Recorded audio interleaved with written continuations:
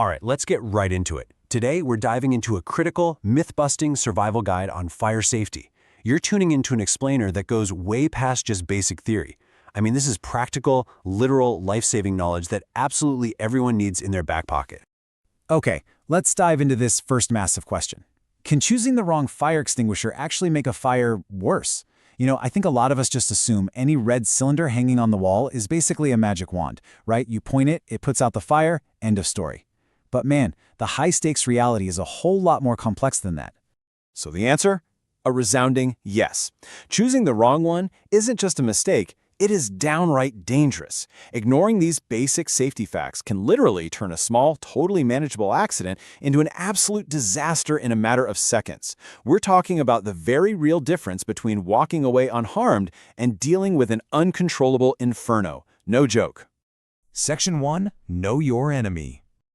To avoid a disaster, we first have to figure out exactly what it is we're fighting. And what's really interesting here is how everyday items are broken down into very specific threat levels, known as fire classes. First up, Class A. This represents your ordinary combustibles, stuff like wood, paper, cloth, basically your standard campfire fuel. Contrast that with Class B, which is for flammable liquids, think petrol, paints, solvents.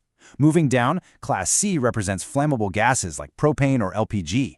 Then we've got Class D, which involves combustible metals, magnesium, sodium, things like that. And finally, Class K, covering those cooking oils and commercial kitchen fats.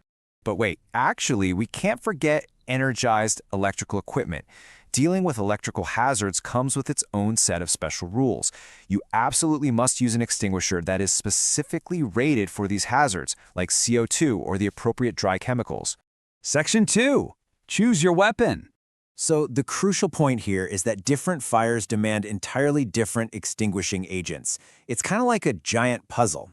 For those Class A fires we talked about, the ordinary combustibles, water is your standard, trusty go-to. But if you're dealing with a flammable liquid fire, oh man, throwing water on that could be disastrous. It could actually spread the flames. For those, you have to rely on foam, dry chemicals, or other approved agents depending on the exact hazard. And circling back to those electrical fires for a second, you always use a non-conductive agent. You definitely don't want to get shocked. But even more importantly, you must isolate the power source first, assuming you can do it safely. Cut the power, then fight the fire. Section 3. The hidden defenses. Now, fire safety goes way beyond what we can just hold in our hands.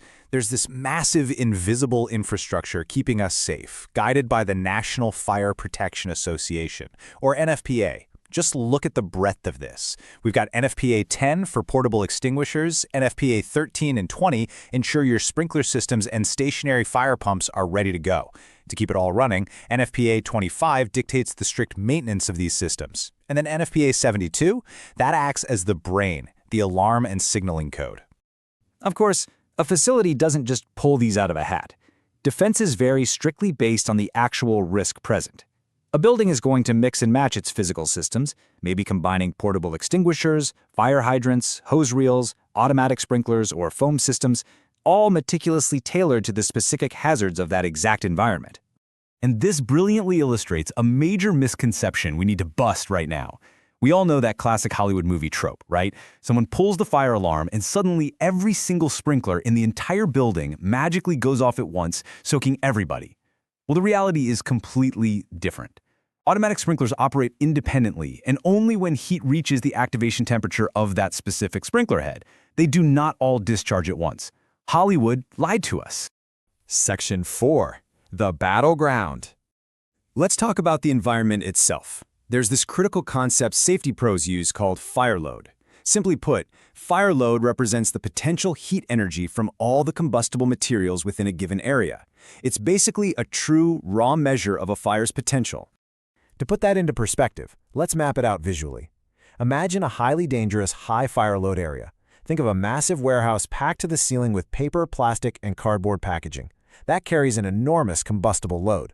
Now contrast that with a relatively safe, low fire load scenario, like a room containing mostly non-combustible materials, metal shelving, tools, brick walls. A totally different ballgame. Understanding the fire load of your space is absolutely crucial because it dictates basically everything else. It drives your fire protection requirements, how you handle daily storage arrangements, the physical compartmentation of the building itself, and all of your high-level emergency planning. It is the foundation of the whole shebang. Section 5. The Golden Rule. All of this knowledge we've covered culminates right here in this survival mantra. When it comes down to it, you really just need to remember these 3 procedural steps. Step 1, prevent the fire. Step 2, detect it early. And step 3, control it correctly. And as we've learned, controlling it correctly means you must always use the specific equipment appropriate for the hazard. So I'm going to leave you with this final thought. Take a look around the room you're sitting in right now. Really look around. If a fire sparked in front of you at this exact second, would you actually know the exact right weapon to choose? Something to think about, right? Stay informed, respect the fire load around you, and most importantly, stay safe out.